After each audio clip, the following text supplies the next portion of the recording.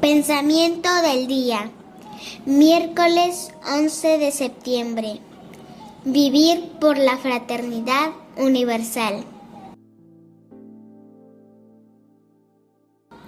Hay que abrir de par en par el corazón, romper todos los diques y meterse en el corazón la fraternidad universal.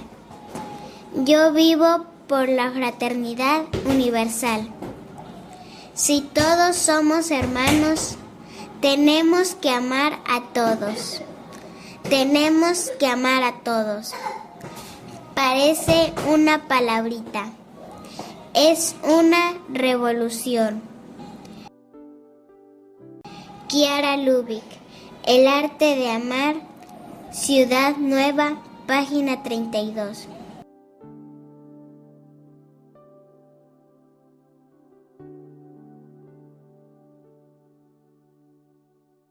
Palabra de vida, septiembre de 2024.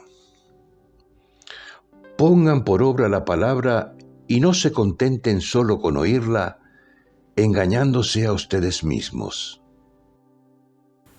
Somos miembros del movimiento de los focolares de varios países de Latinoamérica y de Italia. ¿Te gustó el video? Danos un like, un dedito hacia arriba porque te gustó.